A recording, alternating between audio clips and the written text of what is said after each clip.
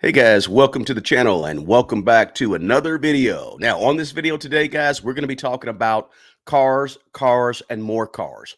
How to buy a good used car, right? I'm going to give you 30 tips on this video on what you should be looking for, what you should be doing when trying to buy a good, solid used car, right? This video is, this channel, Smart Money Bro channel, is all about helping you save money and giving you tips to save money. Guys, give me a thumbs up if you can hear me. Let me know that you can hear me okay, and I'm coming through loud and clear to you. Just a quick audio check for me. You're going to get an incredible education over the next 30 to 45 minutes, and I guarantee you that you're going to learn something about the car buying process that you didn't know before. On this video, you're going to learn something that you may have never heard about how to buy a good used car cash, or how to just buy a good used car in general, right? More money saving tips on this video. So I want you to tune in, take notes, rewind whatever you didn't understand, didn't hear, but we're going to have some fun and we're going to do a lot of learning about how to buy a good, solid used car on this video. I'm going to give you 30 tips from me to you, right? I've bought many cars over the years, guys. And for the last 12 or 13 years, I've bought maybe, I don't know, 8 or 9 cars cash because I have kids and all that good stuff. So I bought a bunch of cars cash. So at the same time, I used to work on cars years and years ago, right? Long time ago, right? But let me know where you're from as you come in the chat today, guys. And again, give me a thumbs up if you can hear me. All right, fantastic. Thank you, Johnny Owens. Johnny Owens. Yeah, Johnny Owens, good to have you. Hey, Jim and I from Richmond, Virginia, in the house. Good to have you. Mrs. Moore, good to have you. Shirley Hardricks, good to have you. Maria, good to have you. Greetings, she said, from Chi-Town, Chicago. I appreciate it. She loves auto. Love your content, this journey. Appreciate it. I always negotiate the price. Yes, we're going to talk a little bit about all that good stuff.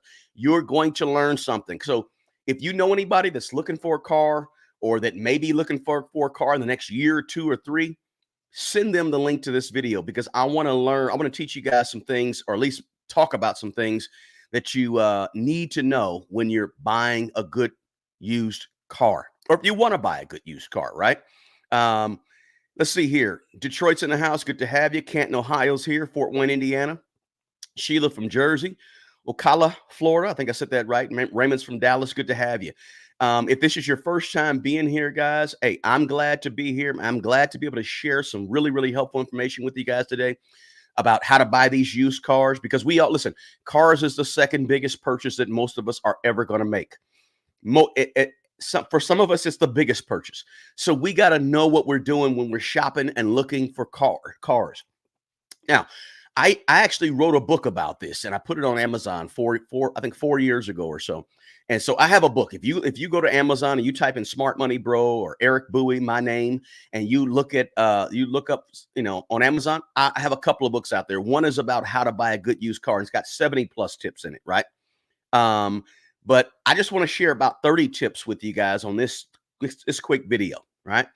Be sure, if this is your first time here, subscribe to the channel, hit the subscribe button. Please, as you come in, smash the like button. And we're going to have some fun because we're going to talk about something that is pretty relevant to most of us, right? Most of us are trying to drive a car. Either we have a car, or we're looking for a car, or we just got done purchasing a car, or we're going to be purchasing a car in several, 2 or 3 years, right? So this is relevant to all of us, right? But on this channel, we talk about growing money. We talk about keeping more money. We talk about saving money. We talk about investing money. We talk about building wealth. We talk about investing, like I said, and we also talk about building a strong foundation, for wealth. One of the strong foundations for wealth is to not buy things that go down in value and make payments on them, right? Only make payments on things that are going up in value. That's what we talk about and stress on this channel quite a bit. So cars is something that a lot of people purchase and they make payments on it, and cars are going down in value. That's the wrong direction for your wealth, right? Wrong direction. So I suggest you buy cars cash. Save up and buy what you can afford cash. Now, again, in today's video, I'm going to give you these 30 tips So if you have questions, drop it in the chat and put a Q by it, right? And if you want to go back and revisit this and you jump in halfway through, rewind. All right, rewind. Winston-Salem's in the house. San Antonio's in the house. Tuning in again from Connecticut, although originally from the U.S. Virgin Islands. Good to have you, Mr. Biz. Somebody said I had my car since 09. My next car purchase will be in the next year, and it will be a pre-owned Mercedes 350 GLE. My car is 17 years old that I drive on a regular, every single day basis. 17-year-old car, 170,000 miles on it. I bought it when it had maybe 120 or something, right? It's a Toyota. I'm a Toyota guy, right? Love Toyotas. But here's the kicker, though. The kicker is that you got to know what you're doing when you're looking for a car. You got to have, and when you go out on the internet, you're going to see, oh, there's 5 little tips or 5 things. There's no real comprehensive, solid person. You know, there's a few YouTube channels, but it ain't a whole bunch to actually figure out how to buy this used car, right? So please share this link, share this video with a young person, with a person who is looking to buy a car that's older. Doesn't matter the age. As long as they're looking to buy a car and they're trying to figure out what should I be looking for to buy a car, right? This is the video for them. On this channel, we believe that the most important person who's going to take care of the old you is the young you. And we believe that anything going down in value is bad for the old you. We want wealth for the old you. And so we don't want to have a bunch of car payments. So I want to teach you and show you how to buy a good used car, and you don't have to pay $30,000 for a good used car that's going to last and going to run, right? But a lot of people have gotten taken and gotten lemons, right? And so I want to teach you how not to get a lemon. That's the kicker here. Let me add a little light to it. But I don't want you to get taken, guys. Let's see here. Somebody said, my goal is to buy the car with cash. All right, good. All right, so let's jump into it, guys. 30 tips to buy good, solid, used cars and save yourself some money. Save yourself some money. All right? Now, before you even go looking for a car or looking at a car, the first thing that I want you to do, this is the first tip, is I want you to read up a little bit on the car buying process and on cars in general. Do a little bit of homework on cars, even just a little bit, right? Listen, just take some time and some effort and put in some work to read something about cars, how cars work, what to look for when you're trying to buy a car. You know, what should you be looking for under the hood? I'm not telling you to become a car mechanic. You don't have to be a full-fledged mechanic, but I am telling you that I want you to actually take some time out of your life to do a little bit of research before you go buy a car. This is number 1, and I got 29 more, believe it or not. But this is number 1. And I'm not going to take too much time on each one, but I think this one's super important. There's articles, there's things on the internet that you can read and learn and get to know. And things are out there. You might have to search a little bit, right? But things are out there to help you learn a little bit about cars. Again, second biggest purchase that most people are going to make. Second biggest purchase.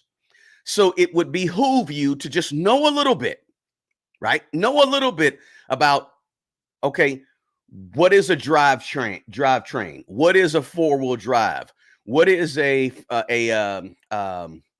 what is a transfer case, right? What is a differential, right? What are tie rods, right? What is a rocker arm? What is a camshaft? What is, 4 cylinders and 6 cylinders? What does that mean, right? What are pistons? What are piston rings? I mean, it don't take you 2 years to study to understand what they are, right? It don't take you 3 years of working on cars to understand, what it means when you push the button and the car starts. What's happening, right? Or the role of gas, right? And what is a gas tank and where does it sit, right? Where is the radiator? Where's the brake fluid? Where's the transmission? These aren't, okay. It would take you a while to become a good, solid mechanic, years of study, right? But it doesn't take you a while just to kind of understand the basic mechanics of a car, right? Or what does it mean when I say Got to look out for aftermarket parts. Like, what does that mean? You got to kind of learn a little bit about this on your own before you go looking at a car. If you're right now, if you're thinking about a car, if you're thinking about, I need to get a car at some point, I need to get a car at some point, you need to start a year before you're looking for a car, 6 months, 3 months before you're looking for the car, actually physically looking. Start to do a little bit of learning about cars, how they work, what's bad, what's good, what gets good reviews, what has bad reviews. That way you can start to get some knowledge, right? That's the very first thing I want you to do before you even look at a car. Let's go to number two, because I got so many of them. I don't want to spend too much time on each one. Number two is this: figure out what you need in a car or a vehicle first. Figure out what you need first. What do you need? Notice I said need. Don't go to looking for a car, looking for what you want first. First, figure out, what do I actually need? I want to get from A to B. I need a car that's going to last me for a while and be a low mileage car, because I'm going to be putting a lot of miles on it, commuting back and forth to work for, an hour a day, 2 hours a day, right? What do you need in a car? I have 5 kids. I got to make sure I have enough room, right? Or I want to make sure it's reliable, because, I'm a lady and I don't want to be driving at night in an unreliable car. I got to make sure it's mechanically sound, whatever. You got to figure out what you need first, and then you worry about what you want in the car later. This is a mind frame shift, though. You got to kind of shift the way you look. Oh, I want this, I want that. No, what do you need first? What's the primary goal you're trying to get to? Because I want you to buy the car without emotion. I want you to buy the car with logic. I want you to be looking at cars using logic and research, about your needs first. Then you can talk about things like what color, 4 doors, 2 doors, whatever it may be, right? But your needs first. That's number 2. Number 3 is this: make sure you save up enough money for what you need, and come up with what you want to spend on it. Make sure you have enough money saved up. This requires, now a lot of what I'm telling you requires you to plan and strategize, and don't be the last minute buyer when it comes to actually buying a car. You don't want to be the last minute buyer, right? Because the last minute buyer is typically buying on, or not last minute, the person who's rushed and trying to get a car. Typically, you're going to end up buying a car on emotion. When you get rushed, you're in a hurry, right? Car went out Thursday. You got to get to work next Tuesday. How do you get there? You don't want to call this person. You don't want to call anybody. So now you're rushed. And now when you're rushing, you're making decisions out of emotion when you're buying a car. So just be careful about that. So you're doing some pre-planning up front. Figure out what you need to save up in terms of money, and save that money 6 months ahead of time, 2 years ahead of time, whatever it may be. All right. Hey, good to have you, Arthur Salisbury, in the house. I appreciate you, man. Good to have you. All right, let me go back. Number 4. Number 4 is this: only look for cars that meet your needs and are in your budget. Only look for cars that meet your needs and are in your budget, right? If the Lexus sedan, LS 350, whatever it may be, if that's not in your budget, don't be looking at it, right? Don't be looking at it, because people can get car fever, right? When you get car fever, what happens? Now you start making emotional decisions, right? Don't get car fever. So therefore, I want you to only look at cars that meet your needs and are in your budget. Bells and whistles are just icing on the top, right? Nothing wrong with some icing on the top, but I don't want, don't eat your icing and neglect the cake, right? In other words, don't look at the bells and whistles on a car and make a purchase based off, how good the radio sounds, right? Make a determination based on the cake, the substance. Is it meeting your needs, and is it meeting your budget? Again, this is a mind frame right here, right? This is all before you begin to actually go look at cars. We're going to get there too, but this is all before you actually step foot out the house to go look at some. And I said foot out the house. Notice I said that. We'll talk about that in a minute. Number 5 is this: you got to be patient. Again, don't rush it. Avoid being rushed. A rushed buyer is going to make more mistakes. A desperate buyer is going to make more mistakes. A desperate buyer is just going to run right into the seller who is not going to disclose everything to you about the car that they should be disclosing, right? Number 6, start with family and friends. When on your search, start with people you know and people you trust. Listen, it's not always the best thing to do business with family and friends. I get it. I understand that. But when you're making a car purchase, start there. Just start there, right?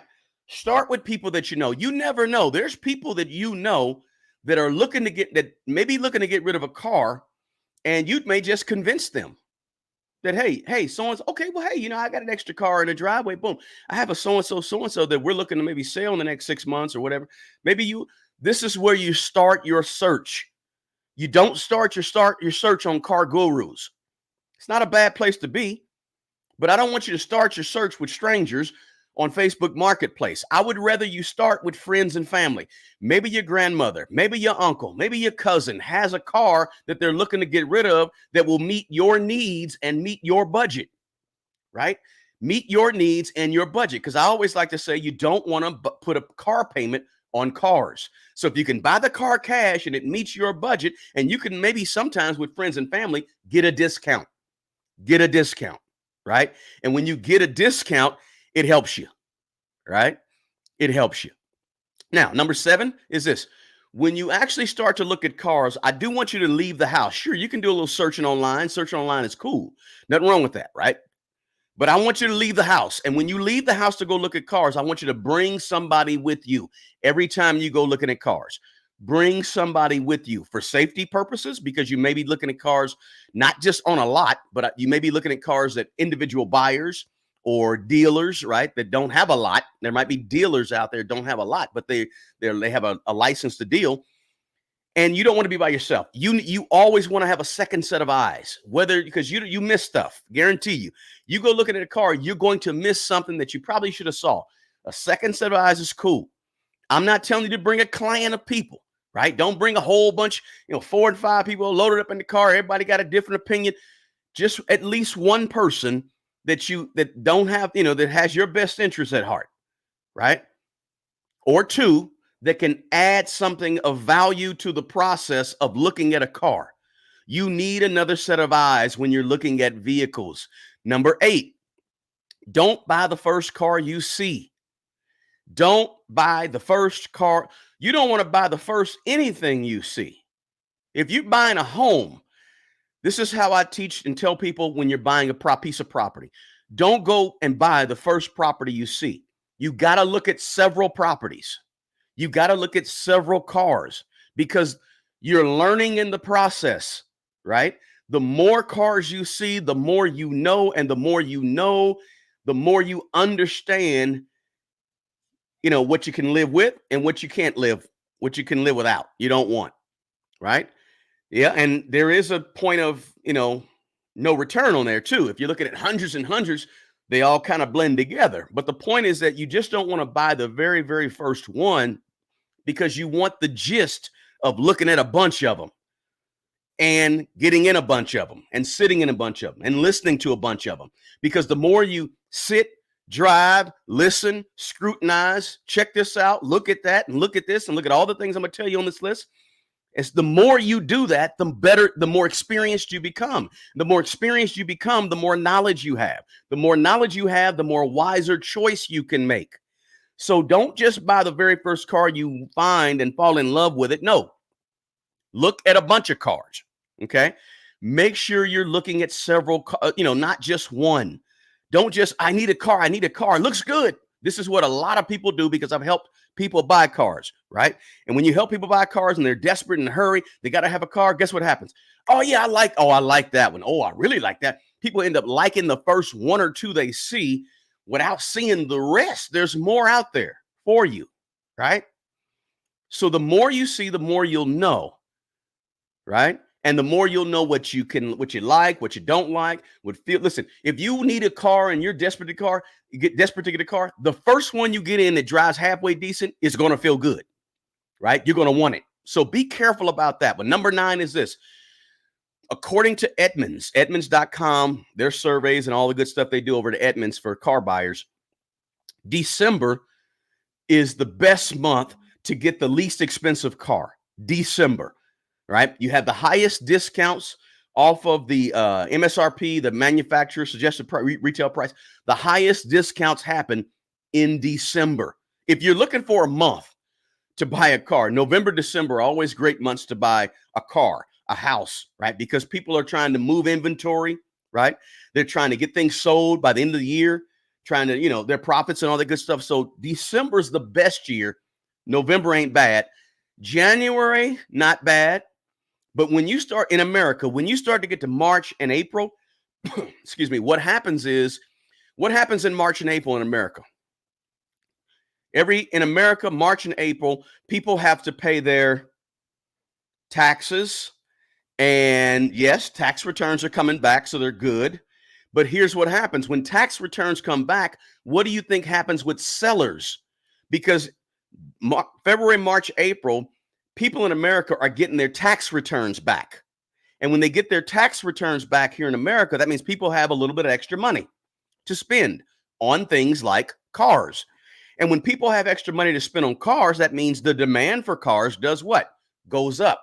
When the demand for cars goes up, guess what happens to the prices of the cars? The prices will go up. So when you're looking for a car in February, March, April, May, you're typically going to buy a little bit of higher price car because everybody knows you got money. So the price of cars have gone up a little bit, right? Not a ton, not anything noticeable, right? But the $10,000 car might be $10,750, right? The $12,000 car might be $12,499, right? $12,500, because sellers understand that you just got your tax money back. And when you just got your tax money back, I'm going to boost the price just a little bit because demand is higher in late February, March, April, May, right? So that's why I say December's the best time to buy a car in terms of trying to get an inexpensive price, November, December. But also January is not bad either, right? Not bad either. Now, listen, I ran through the first 9. Before I go further, guys, smash the like button for me. Please hit that like button. Again, that was before. All those first 9 was before you even go looking at cars and understanding the process and getting out there. Now, the next ones I'm going to talk about is once you identify a car that you're interested in, what should you be looking at specifically on the car? But before I go there, you got to hit the like button for me. You got to share the link to this video because there's people that need this information about how to buy a good, solid used car. And these are tips that you can go on YouTube today. I don't know if there's a 45-minute segment that you're going to find on how to buy a good used car. Now, I take it granted, guys. Yeah, I wish I was doing this live outside looking at cars and so forth. But, I'm not doing that. It's pretty cold outside. I'm not going out there to look for cars with the camera right now.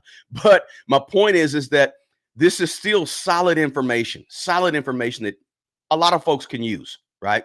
So please share the link with someone that you know is looking for a car.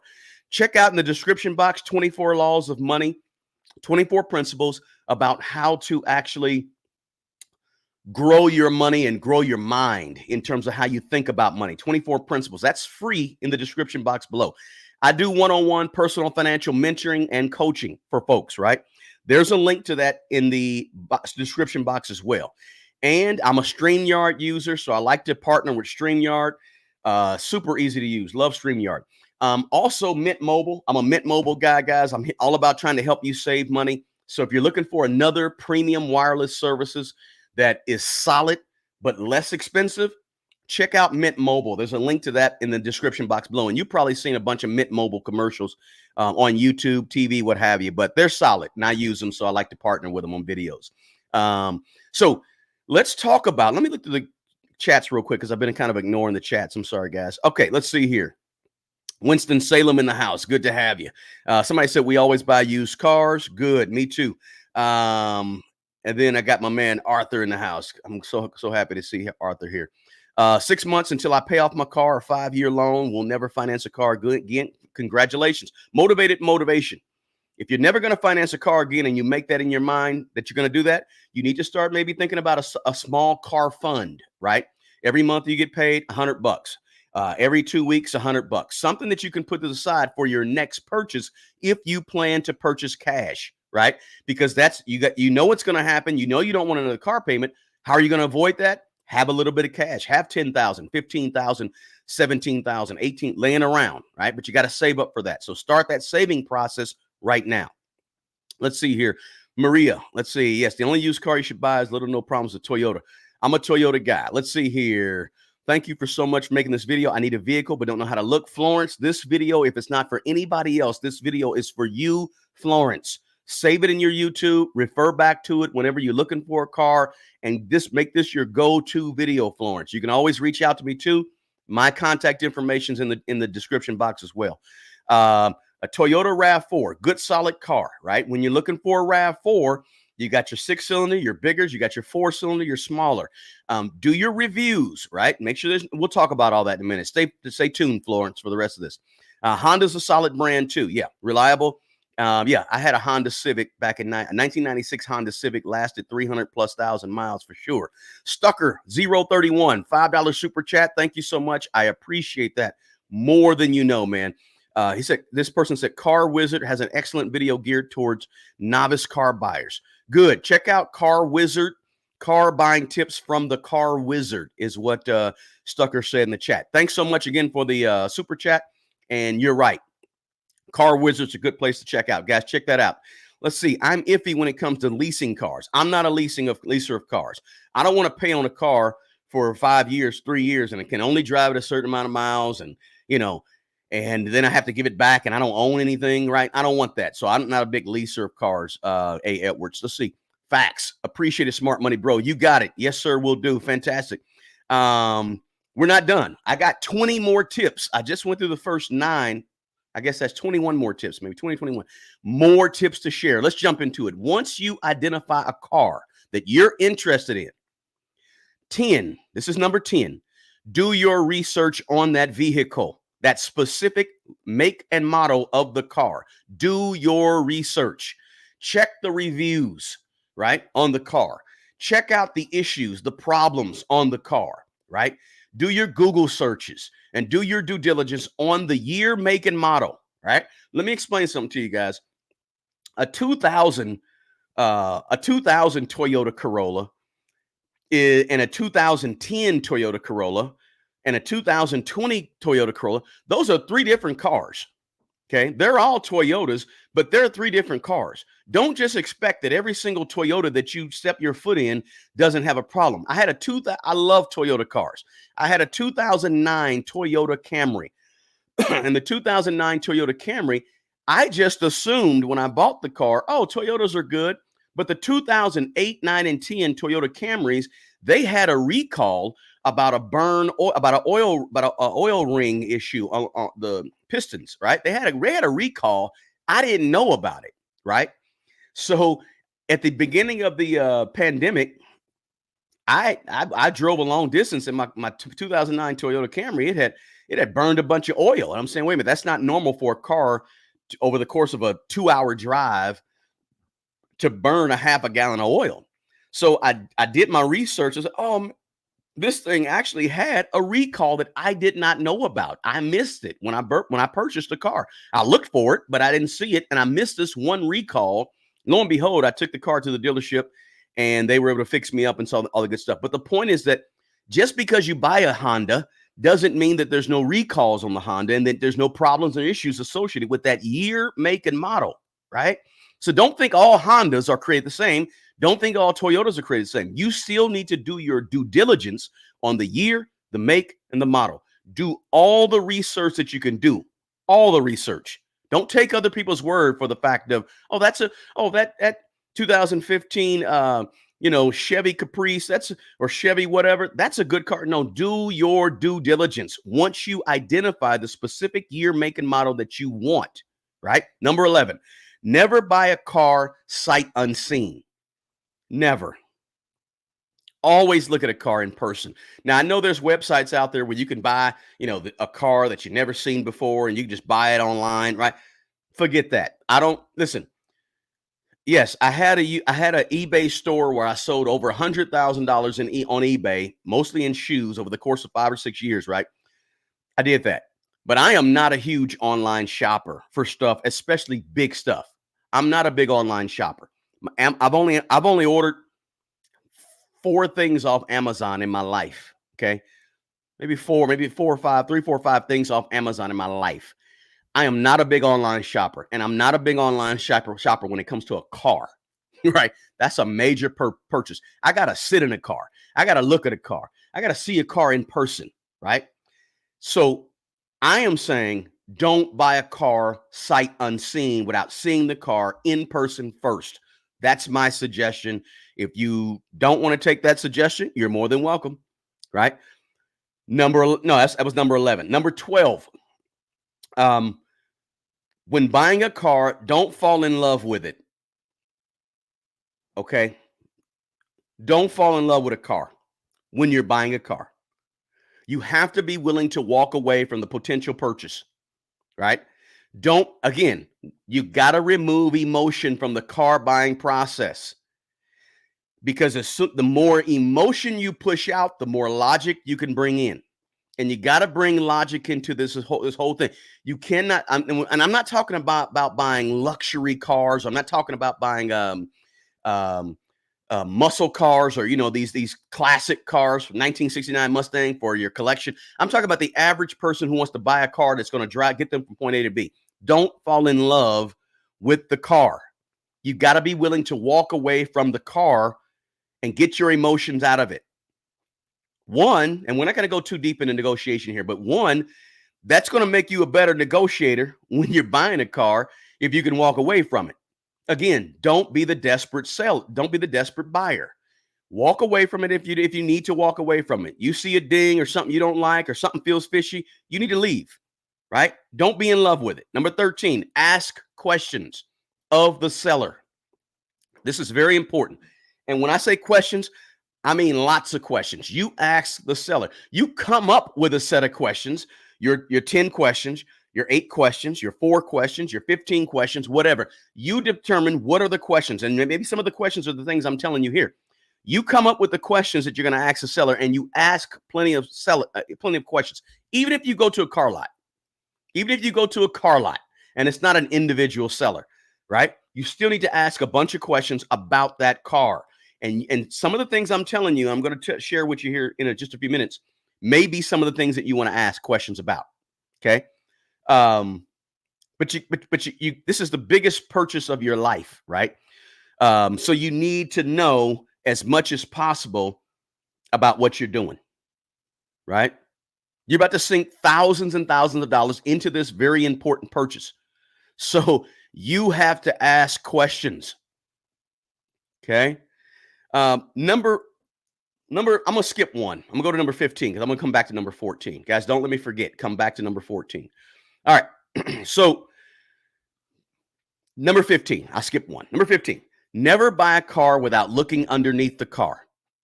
Look under the car before you buy it. I know this sounds like duh, but it's not really duh. A lot of people don't do this, right? When I'm looking for a car and I say I want to look underneath the car, I have a lot of sellers tell me, and I always ask them, I say, do you have people typically look under cars? Most sellers tell me no. I don't know what the percentage is of people who don't look under a car, but not looking under a car before you buy it, that's like buying a house and, that has a basement, and you don't go in the basement before you buy the house. You just buy the house, right? You wouldn't do that, right? You look through the house thoroughly. You'd have a professional inspector come in and look at the house. This is what you have to do in the car buying process. Don't just buy a car for what it looks like on the top. You got to get underneath the car. Always, always, always. This may be the absolute most important thing you do when you buy a car, right? If you don't get anything else out of this video, this is the thing that you have to do. You have to get it on a lift and look underneath it. I'm telling you, even though you're not a mechanic, but if you did what I said do in number 1, 2, and 3, and you had done some research and did a little bit of research and did a little bit of studying before you got out to look at cars, you know what to look for too. You need to go underneath, not just you. I want you to have a certified mechanic as well, but you and the mechanic go underneath the car, right? Because cars leak. Cars leak oil. Cars leak transmission fluid. Cars leak, name it. Right? Oil, listen, oil can leak from a lot of places, right? The oil pan can leak, right? The upper seal can leak, right? Around the filter itself, if the filter's not on there good, can leak, right? Where the oil drains out, the drain plug, it can leak. There's all kind of leaks. But listen, your wheels can be leaking, right? There's a lot of different types of leaks, but you won't see them if you don't go underneath the car. It's the absolute most important step of all 30 of these steps that you can imagine, right? Having money and looking underneath the car, that's you got to do that. And you have to pay for a mechanic to inspect the car or learn enough about cars to inspect it yourself. And most people won't do that. I get it. Most people don't, I'm not asking you to be a mechanic, but you got to actually look underneath the car. Okay. Very, very important. Okay. Get a mechanic who you trust. And here's the kicker. Don't use the seller's mechanic. You need an independent mechanic who can tell you the facts of what they're looking at under the car, right? The facts of what you're looking for, what you're looking at underneath the car. Very, very important. Very, very important. By the way, let me show you this, guys, real quick. Let me show you this because I probably should at least show it to you. I happen to bring it up here. Give me a second here. All right. Bam. There's a book. Smart Money Bro by Eric Bowie. That's me, right? I got a half a star somewhere. What happened? How to buy the end of 20. So that's about 4 years ago, right? How to buy good used cars with cash. 71 pages. 71 pages, something like that. 70 tips. That's the book. Just wanted to show it to you guys, right? It's there. Wrote it a long time ago. Still applicable, right? So just want to bring that up and show you guys that, I've been dealing with cars and helping people find cars for a long time. I'm not a full-fledged mechanic, okay? I'm not, full disclosure, right? But I know enough about cars to help you find a good car. I know enough about cars to make you spend $15,000 instead of $25,000. Or I can help you spend $5,000 instead of $12,000. Because, think about a mechanic, guys. Good mechanics, you don't see good mechanics broken down on the side of the highway because they know, and they typically don't buy brand new cars because good mechanics can take a 7-year-old car and make it run like new because they got the knowledge to do it, right? I'm not telling you to become a mechanic, but I'm telling you you can learn a little bit about cars. I'm not a mechanic, but I know enough to what I'm hearing, what I'm listening to, what I'm feeling. I got a good idea about how they work, right? I spent 2 or 3 years, underneath the hood of a car, changing oils and stuff, right? At Jiffy Lube years ago. But it's not just that. It's just the fact that over the last, many years, I bought tons of cars, right? And a lot of them cash for the last 8 or 9 years or so, or 12 years or so, 12, 13 years or so. So just wanted to show that to you guys and just have a visual up there, but I can stop sharing that. Now, number 16, remember I skipped one. Make sure I go back and get it. Number 16 is this. Let's go underneath the hood. You got to pop the hood and listen. You got to pop the hood and listen. Ears, ears, ears when you're buying a car and you're looking at cars and you're shopping for cars. I don't care if you're shopping on a lot or you're shopping from an individual seller. You got to know how to listen for rattles, clicks, unusual sounds under the hood. Don't get me wrong, guys. The car makes noise under the hood, right?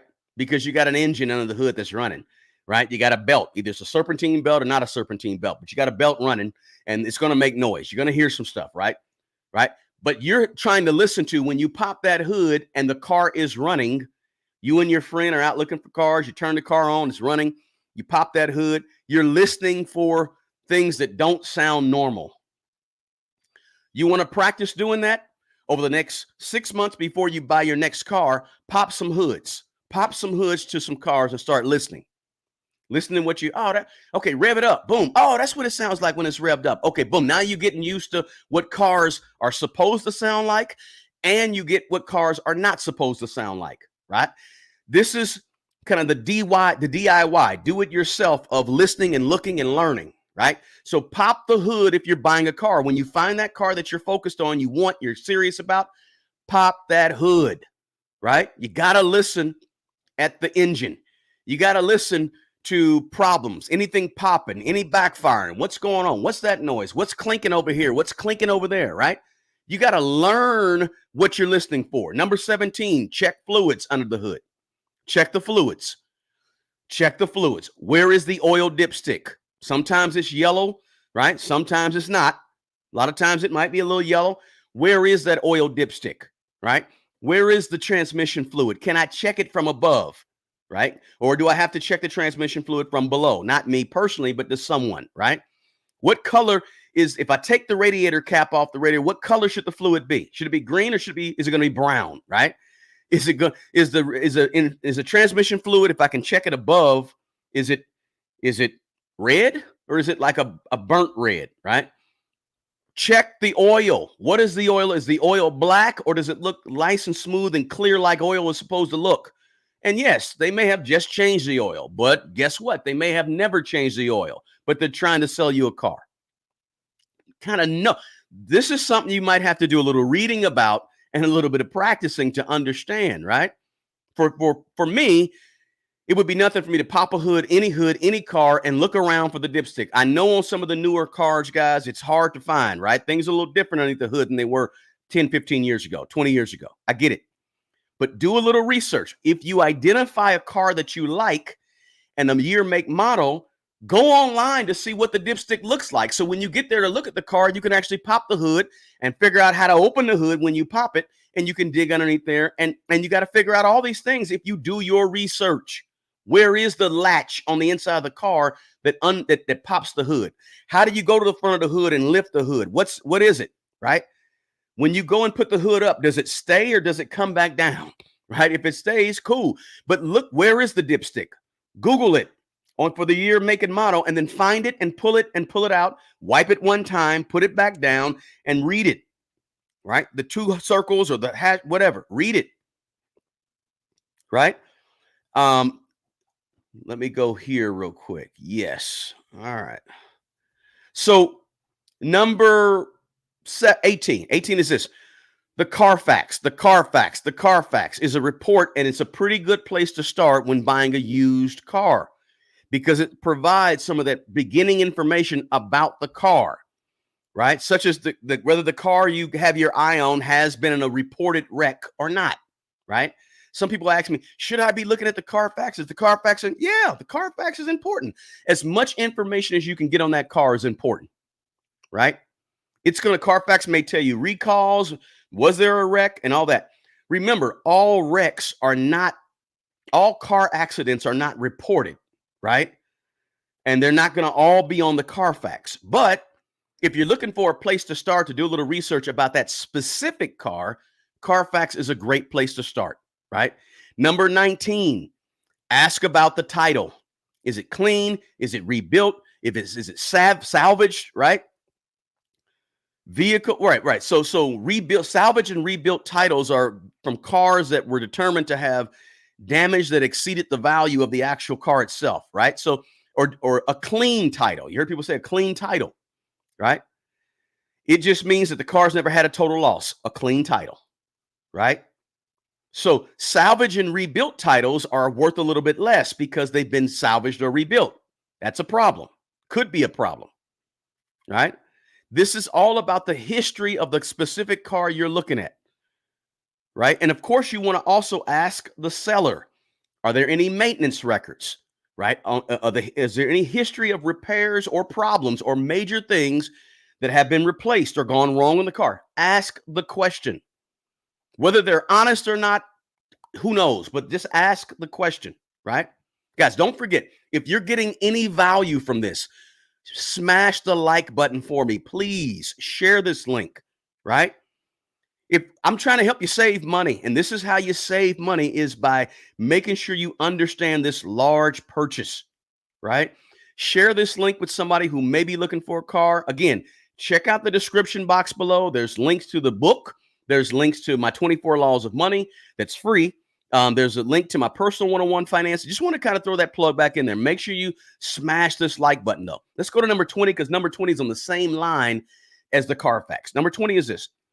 Check the VIN number. Make sure the VIN number hasn't been tampered with. A lot of times you'll find it at the bottom of the driver's windshield, right? Make sure it's not scratched out. It's not missing from where it should be, right? The VIN number is a 17-digit number. It's a unique identifier for that specific car that you may be trying to buy. And it comes from the manufacturer, right? When they make the car, they stick a VIN number on it, a unique 17-digit number, right? The car's VIN number is like an identifier for the car, okay? That's why you got to give it to your insurance company, when you get insurance, right? Think of it as it's your car. It's everything about your car. It's a small book about what car you have and what's happened in your car with that car in terms of the history of the car, accidents to oil change, whatever it could be, right? The VIN can provide a lot of different information, right? Mechanics can use it to identify certain parts, right? Because if this all 17 numbers mean something, helps them easily identify like what type of engine you have in the car or that came with the car, right? Insurance companies, like I said, they use it as well, right? Manufacturers use it to track their vehicles, right? To track their cars that are out there, right? So the VIN number is really important. Your local police officers or police stations or police jurisdictions, they use the VIN number to check to see if the car was involved in any type of crime or theft or if the car's been stolen. So the VIN number is very, very, very important, right? Right? Whatever county or whatever your motor vehicles place in your county or city, whatever, they use it, right? So the VIN number is important. You want to make sure the VIN number is intact, and you want to know where it is on the car. If it's not going to be in that little metal plate up there at the top driver's side, underneath at the bottom of the windshield, if it's not there, where is it? Could be the driver's side door, right? Right? Could be under the hood, labeled under the hood somewhere. Could be on somewhere. It's somewhere. It could be on the vehicle registration, the title, right? But it's a 17-digit number, right? And let me look it up real quick so I can tell you here. The first 3 digits, I think, are where the country or whatever the vehicle was made in, the manufacturer was made in. I'm not going to go into all the numbers, but they all mean something, right? Let's go to number 21. I just need to spend that time on the VIN number, but make sure the car that you're trying to buy has an identifiable VIN number. And if you want to go back and plug that into Google to see what that VIN number means, and then do that because you're doing your due diligence, your research.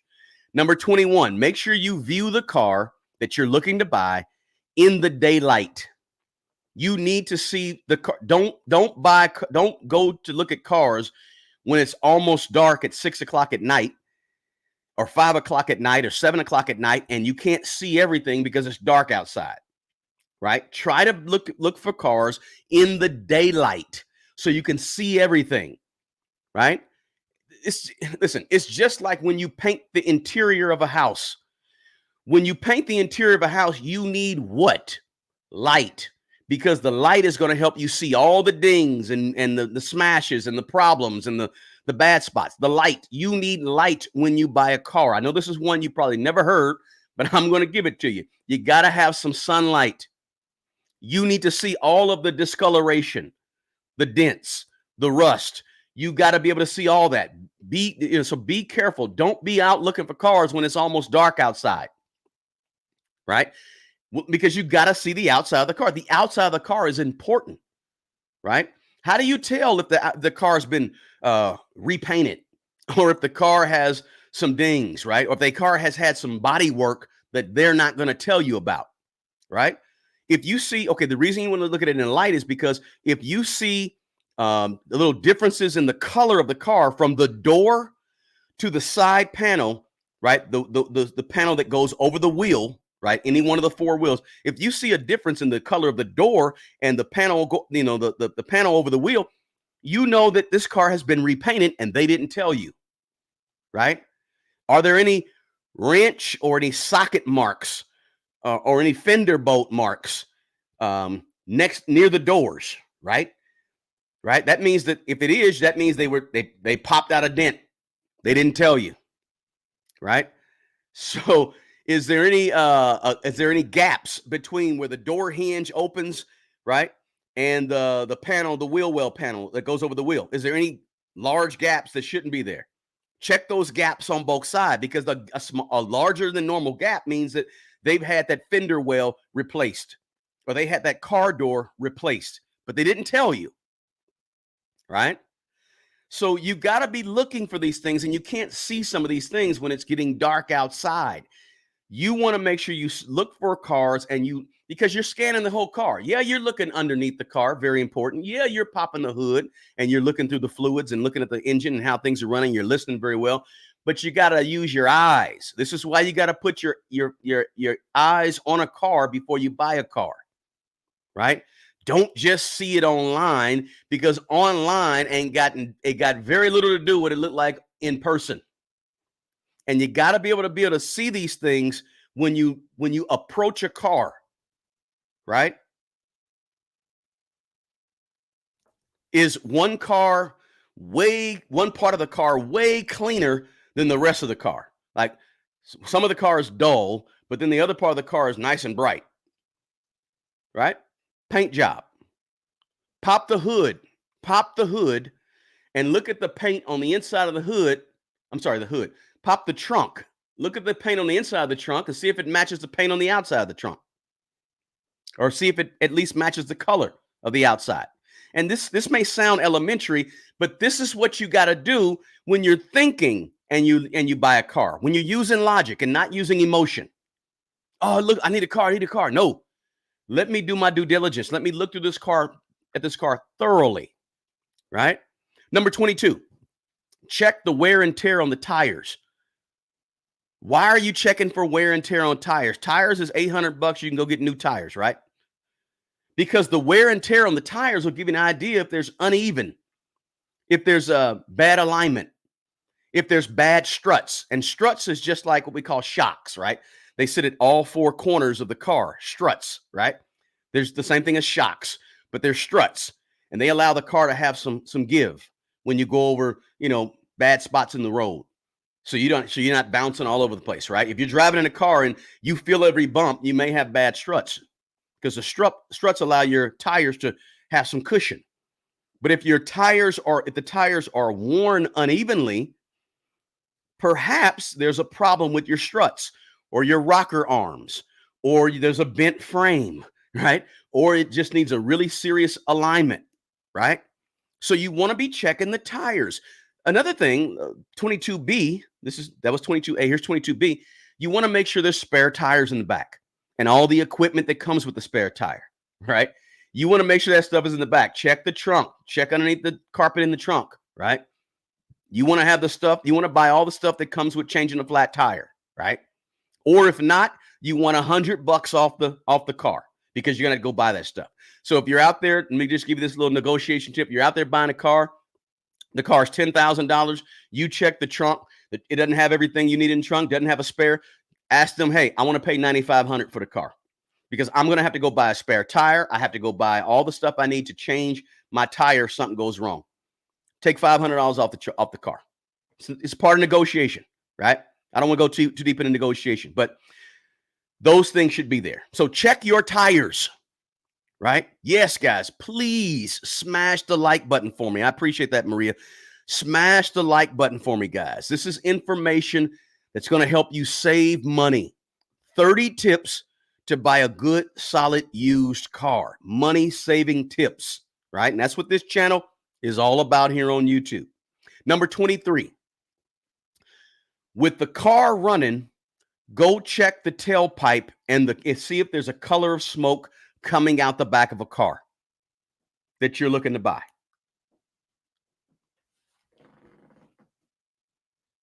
All right. You want to check that. When everything is working perfectly on a car, let me give you this, guys. When everything's working perfectly on the inside of the car in terms of how the car's running, there should be no visible emissions coming from the exhaust pipe. That's out the back of the car, right? Because underneath the car, so you guys know, underneath the car, there's a pipe that goes from the front of the car to the back of the car. And sometimes in the middle of that, you'll have what's called a catalytic converter, which converts all the bad gases coming off the engine of the car. The catalytic converter converts that into gases that are okay for the environment, and then it takes and sends that out the back of the car in a pipe, tailpipe, right? And at the back, you'll see a little muffler, and the muffler muffles the sound, right? So it doesn't sound real horrible going out the car. And it also has some things in that muffler too to help the emissions as well. But that's the emissions, emit stuff leaving, right?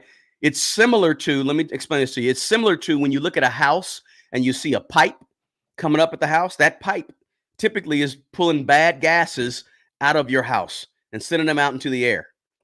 The car has to take all that combustible bad gases that it creates in the engine and has to send it out the back of the car. So if it's sending out the back of the car smoke, and the smoke is heavy, that's a problem at the front of the car, right? If you see a bunch of smoke coming out the back of a car, it could be a sign that something in the front of the car, the engine, is wrong, right?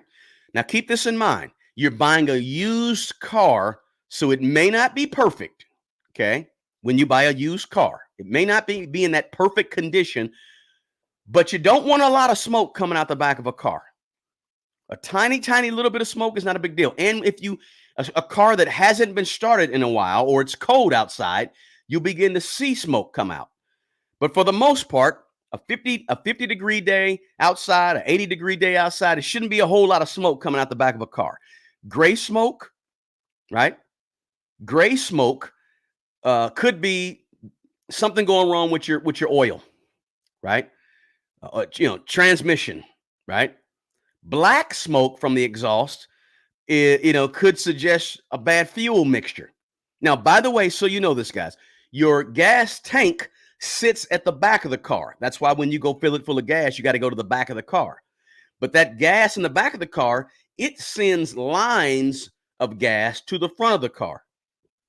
That way, gas can go to the front of the car to make the car run. So you got a pipe down the middle of the back, in the middle of the car, at the bottom of the car. I'm talking about underneath the car. You got a pipe going down the middle that's sending out exhaust, and you got a tank in the back of the car that has lines going to the front carrying gas, just so you know, right? But gray smoke or black smoke, a problem. White smoke after the initial startup happens, right? That's not terribly horrible, right? But it could be something wrong with your coolant. You got to be looking for all these things. Now, again, this is why you take your car that you're looking to buy to a mechanic so they can help you with this stuff. I'm not expecting you to become a mechanic. I'm just expecting you to know some of these things that I'm talking about. Understand the importance. You can start a car and walk around the back and look at a car, right? You've been driving on the highway and you see a car that's spitting out a whole bunch of smoke in the back, right? That's the problem I'm talking about. You don't want that when you start a car, right? Could be a head gasket leaking, could be something wrong with the piston rings, whatever it could be, right? Keep in mind that when a car is started from a cold start, you may see a little smoke come out the back. That's not horrible. That happens from a cold start sometimes, especially when it's cold outside, right? And actually, when it's cold outside and you see smoke, that ain't really smoke. That's really condensation, right? That's why if you look at a muffler of a car, sometimes you'll see it water dripping off the muffler in the back of the car, right? Just condensation. But these are things that you want to be thinking about when you go to look for a good, solid used car. I'm not telling you to have all the science down, but this is something that anybody can get, right? Anybody can. If you can turn on this YouTube video right here, then you can certainly understand this that I'm talking about here, right? So let's keep going. We got about 5 more, guys. Now, number 24 is this. I got 30 tips for you. With the car started that you're interested in when you're buying a good used car, with the car started on the inside, turn the AC all the way up. Check to make sure it gets cold. Turn the heat all the way up. Check to make sure it's getting hot. When you get in a car that you notice, I'm on step number 24, and we ain't even got inside the car, barely, right? We haven't barely got inside the car because the most important part is not necessarily the stuff on the inside of the car, but it's all the stuff on the outside of the car, right? All the stuff on the outside of the car is important, and how it runs, because again, you're looking at your needs first, right? Now let's go on the inside of the car. You're turning up the AC, making sure it gets cold, testing it, right? You're turning up the heat, making sure it gets hot, making sure all the vents work. You're testing it, right? Resist the urge. We all do it. I've done it 1,000 times. Resist the urge to jump in the car and test the car radio, right? Please resist the urge to check the car radio.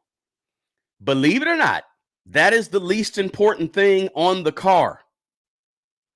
But checking the car radio is like walking into a house that you're trying to buy and looking at the light bulbs. That's basically what checking the car radio is. It's like looking at the light bulbs of a house that you're trying to buy. It's not important. I know it feels important because we want to have comfort when we're driving, but it's not that important. You can go buy a radio for $200 somewhere, stick it in there, no big deal, and buy a couple of speakers. It's not a big deal. It's just like light bulbs in a house. It can be changed out, fixed, and all that good stuff. Resist the urge to turn on the car radio. You have to start the car and listen to the car, and from the outside and from the inside.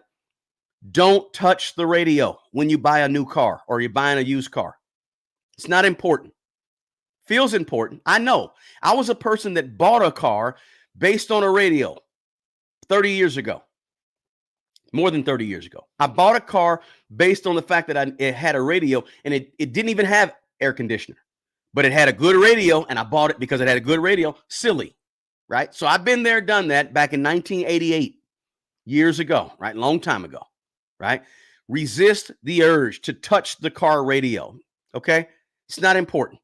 So the more important thing is, does the AC work? Because if the AC don't work, it's going to cost you more than it's going to cost you to get a radio, right? And you're going to freeze, or you're going to be hot in the summertime. So does the AC work? Does the heat work?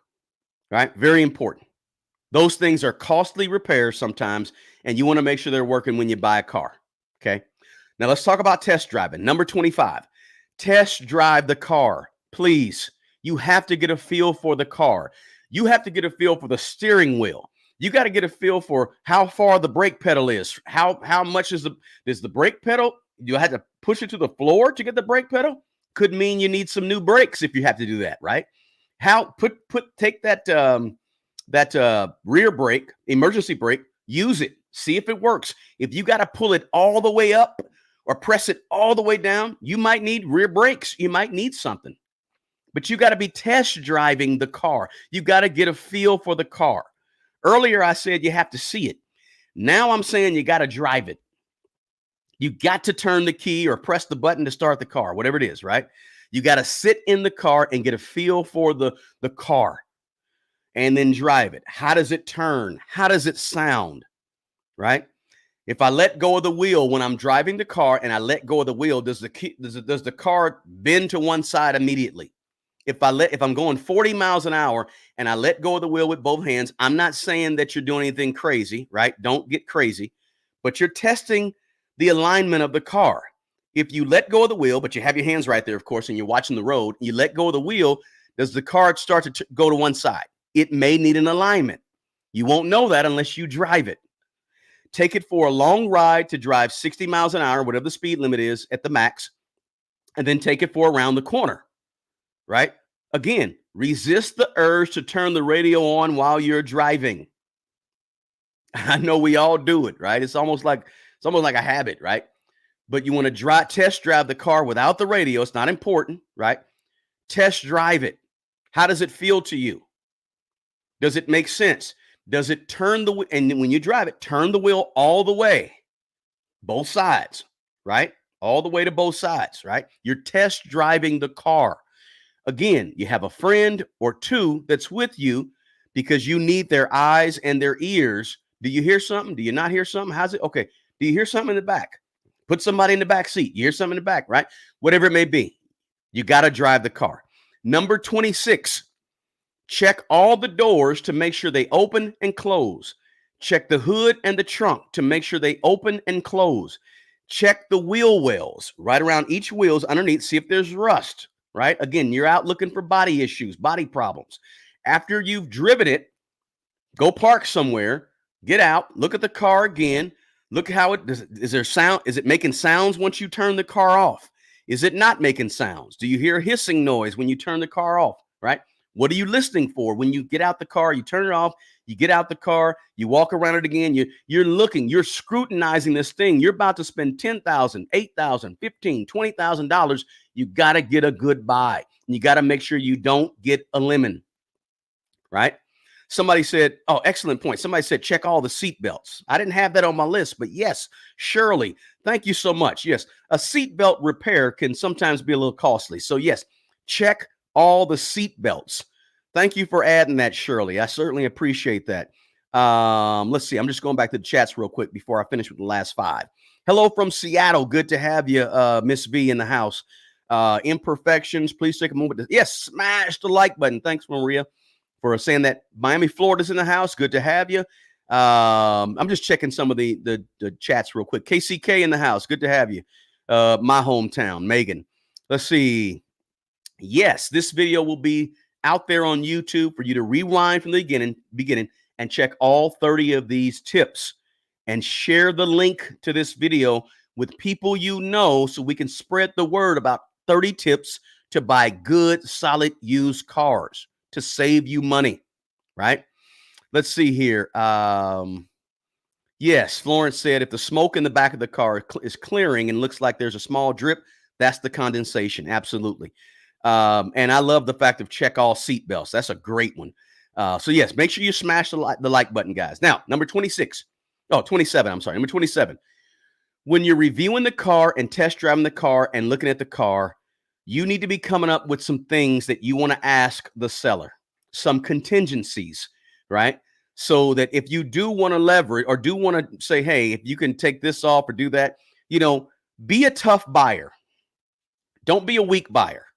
You want to be coming up with, hey, I'm going to have to add a spare tire and, this didn't sound right. I may have to have that looked at. I had to press the brakes all the way down to the floor and I may have to have somebody look at the brakes. You're going to do this anyway, right? But I may have to change the brakes immediately, right? There's a back right tail light out. I'm going to have to repair that, because I have to make some of these repairs immediately. As soon as I buy it, I notice the tire, the tires need the 2 front tires are wearing down. I got to replace those. Instead of $10,000, will you take $9,000 for this car? These are contingencies because you know the car, you've driven the car, you look at the car. Hey, I got to get an oil change. That's going to cost me $100, almost $100. Can we take $100? Be thinking about that, right? Because you may want to do a little bit of negotiating, maybe not, depends on what you're buying, where you're buying it from, but to have a little bit of leverage in the process, right? Be able to walk away again if you have to, but you have to have a little bit of leverage. Give me 1 second, guys. I got to plug this deal up.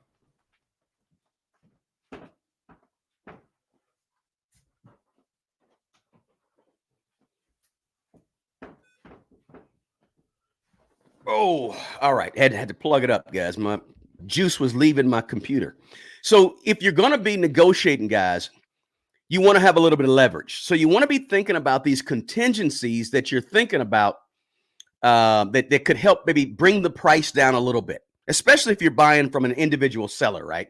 A lot of times you go to a car dealership, they don't want to haggle with you. They can haggle with you, but they don't want to haggle with you. And you want to maybe bring the price down a little bit.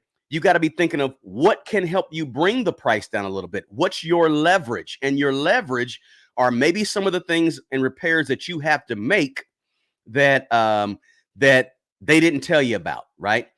Maybe you say, hey, look, I'm going to have to get 4 new tires, and that's going to cost me $650, $700, $800. Can we take, 500, 700 off the car, 1,000 off the car price? Because I am going to have to immediately do some things to the car. Use it for leverage. Okay. Number 28 is this.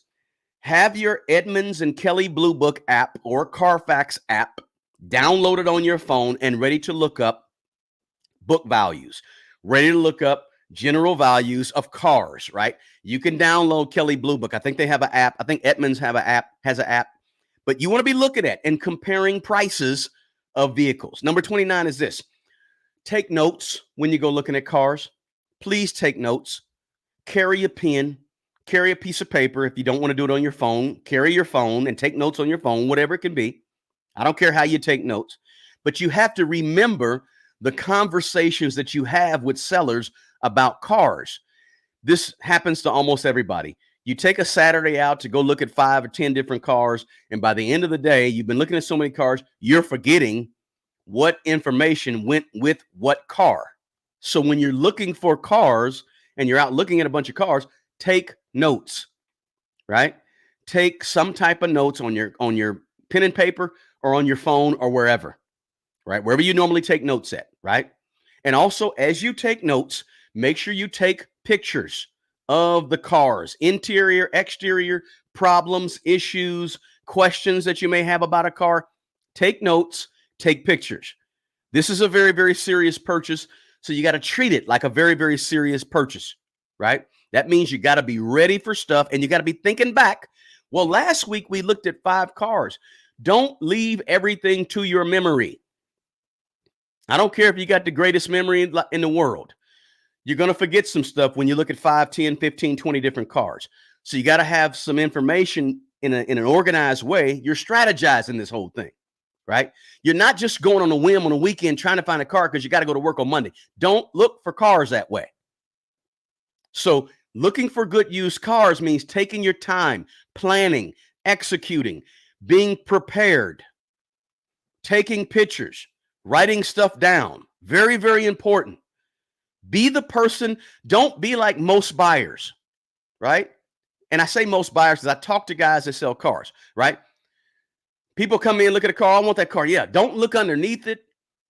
They just see a car, they like it and get it. Don't do that. Don't be that person. You got to be that consumer that's different than other consumers, right?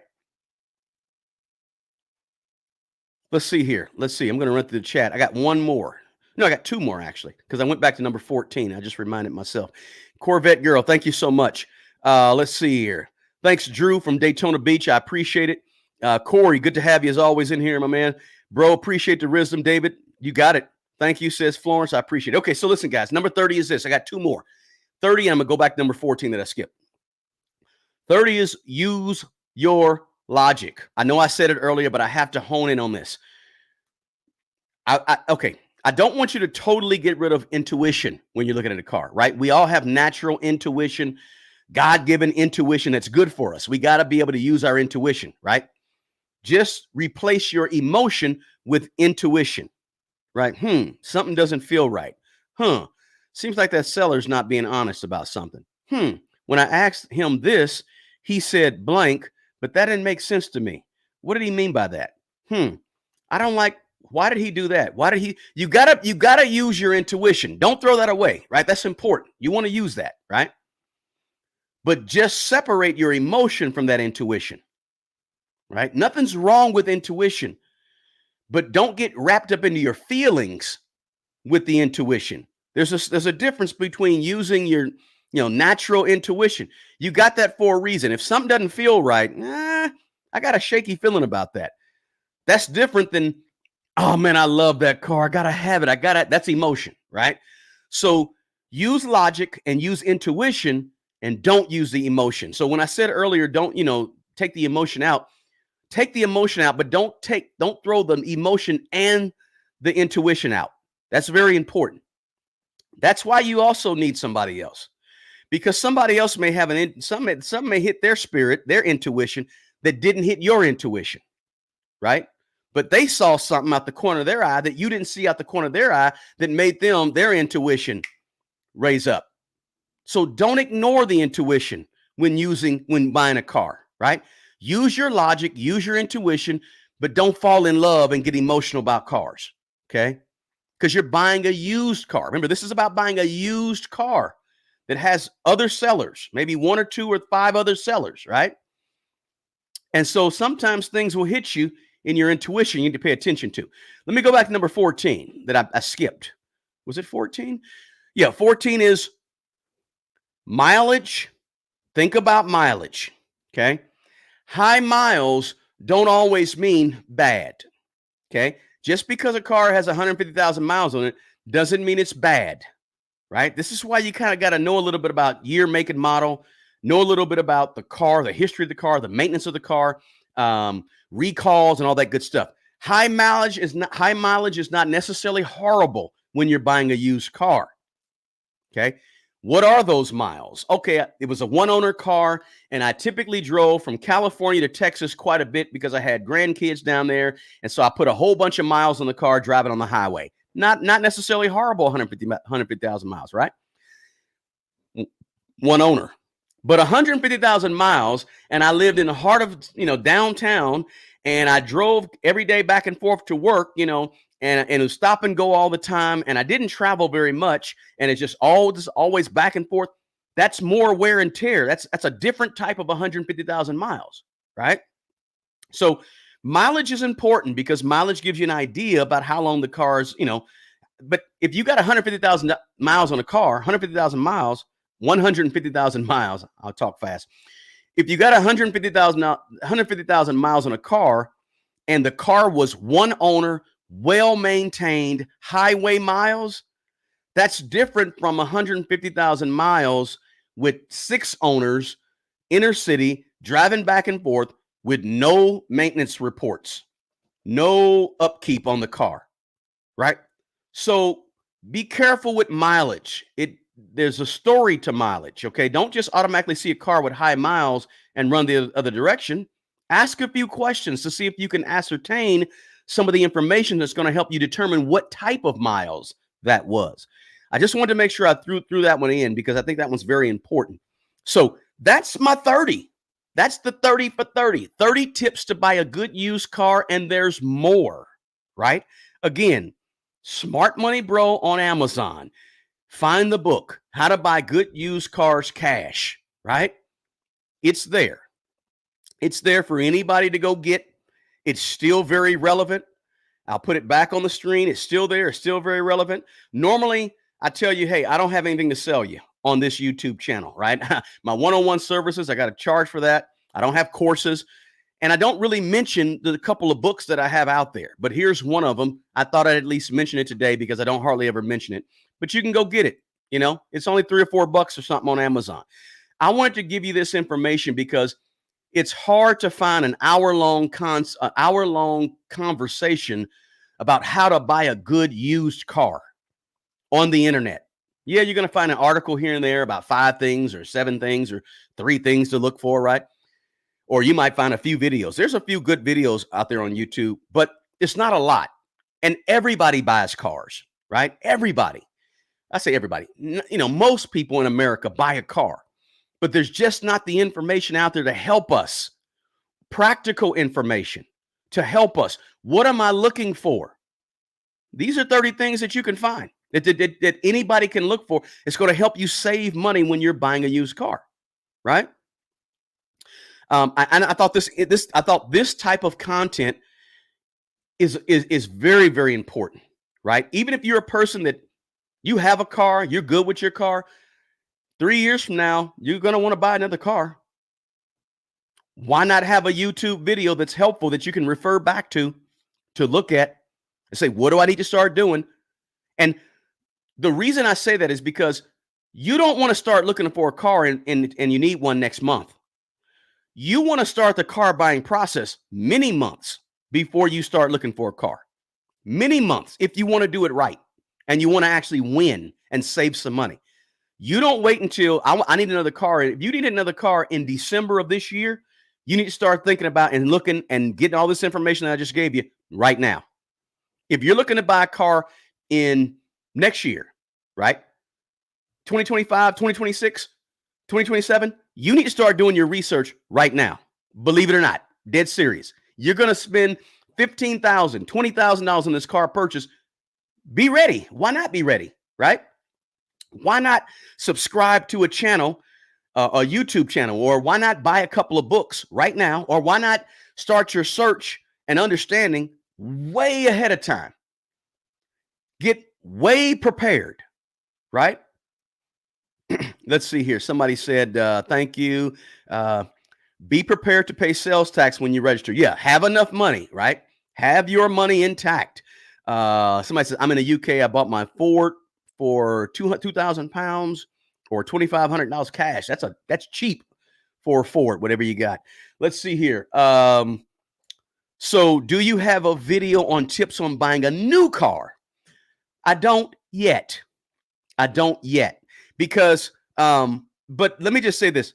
Most of what we talked about today could still suffice. A lot of what we talked about today could still suffice on a new car, but you're right. There's a different set of tips for a brand new car. I don't have a video on that. Maybe it's coming. That's a good idea for a video. I appreciate that. Somebody said, don't buy a new car. You want to avoid payments. That's why I'm talking about used cars.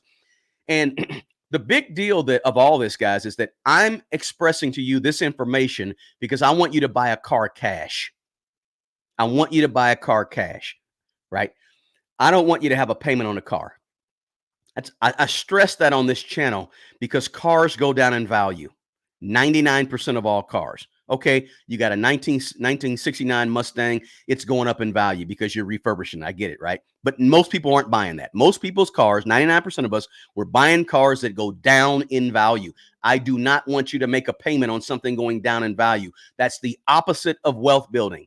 And I don't want you to lose money, right? You lose money when you make a payment on something that goes down in value and you're paying interest on it. I don't care if it's 1% interest. You're still losing money because the car is going down in value. I want you to buy a car cash. And that's why these 30 tips are so important, is because you're handing over cash. You're not swiping a card.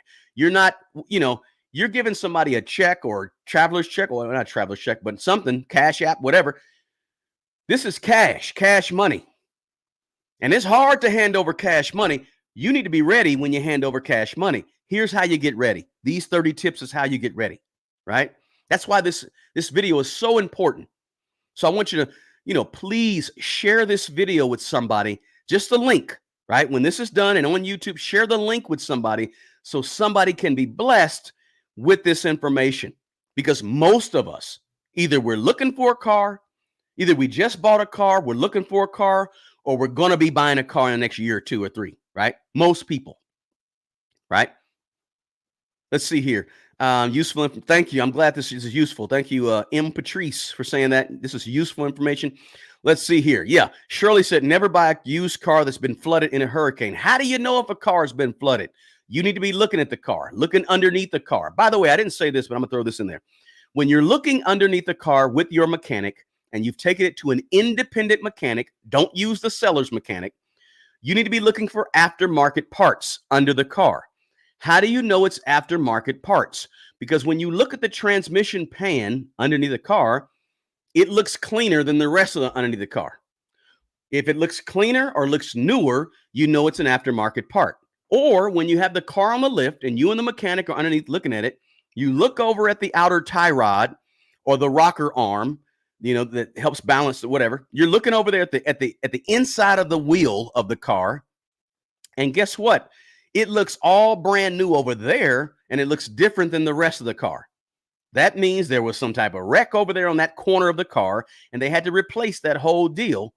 And it may not show up on the Carfax. It may not, the owner of the car may not have known about it, right?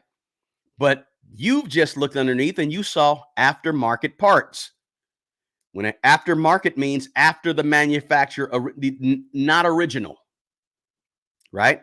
That's an indication there was a wreck over there, or this transmission has been changed. And the seller may not know, or the seller may not have told you, but you just found out because you put the car on a lift, right?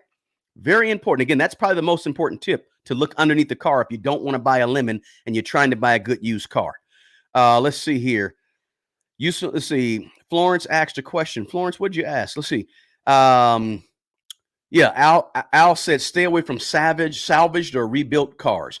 Salvaged or rebuilt cars. Yeah, when there's a wreck in a car, guys, a lot of times they make the body look good, but they didn't really fix what's wrong with the car, and the car never drives the same, right? You want to be careful about that. That's why you want to know some information about the title, right? The title, very important, right? So it's very important, guys. So listen, I'm not going to hold you. I just wanted to drop that knowledge. I want this to be a 40-minute video, and it's almost an hour and 25-minute video. Hey, but this is the deal. I want to do what's best for the listener. I want to do what's best for you guys. I want to do what's best for my audience. And if it meant making this video twice as long as I wanted to make, I'm cool with that because I feel like it's going to help somebody. And sometimes when you do quick videos, I could have put this in a 10-minute video, 12-minute video, no big deal, and ran through them real fast. But sometimes these questions and this back and forth and reading the chat helps people out more, right? So I don't mind spending a little extra time doing it. So again, check the description box. You'll see a link to that book. You'll see a link to a bunch of other free stuff, 24 Laws of Money. You'll see a link to Mint Mobile. I'm a user of Mint Mobile, and I'm a fan. They use the fastest 5G network in the world, so there's no problem, but you pay a lot less money. So I'm a big fan of Mint Mobile. So that's in the description box below. Again, I do one-on-ones with people. The link to that will be in the description box as well. Please, please feel free to reach out to me. Please feel free to allow me to help you with what you need in terms of money, your side gigs, you know, whatever it could be. Cars is just one thing. And I could talk all day about cars and helping you buy a good used car, right? So if that's your deal, feel free to reach out to me. I can help you in that area as well. Somebody said, Sarah said, brands to avoid. You know, I don't want to get into brands to avoid because some people have certain brands that I don't necessarily buy, but they enjoy and it's worked out well for them. So I don't want to necessarily go into brands to avoid. I think you want to do your research, year, make, and model, and do your research of the cars themselves. I'm a Toyota guy. I'm a Honda guy. I've had a Honda. I had many, many Toyotas. That's what I like, and that's what I typically drive. Now, it doesn't mean that some Fords are not good, some Suzukis are not good, some Jeeps are not good, some Chevys are not good. Yes, right. So I don't want to downplay one over the other. I don't want to bash a brand, right? Because a lot of times with cars, it's not the brand necessarily, but it's how well you take care of the car. If the car's been well taken care of, the car may last longer, without regard to the brand. So the year, the make, and the model, and do your reviews and do your due diligence and do your research. That's how you can figure out what brands to avoid that you feel like you want to avoid. But all that means, that your needs, whatever you need in a car, right? Let's see here. So let me end the live with that, guys. Don't forget to smash the like button. Don't forget to share the link and bless somebody else with this solid information about how to buy a good, solid used car, right? And save money. All right. So I appreciate you guys being here. Thank you so much for being here. And if I can be of any help, please feel free to reach out to me. Also, please feel free to drop a comment below in the video once the video is on YouTube, if you're watching this on a replay, and I'll try to answer. If you got a question, I'll try to answer that as well in the comments. I appreciate you guys being here. Thanks so much. As I always say, the best person who's going to take care of the old you is the young you. Guys, do me a favor. Take good care of yourself and take care of other people. Until the next video, peace.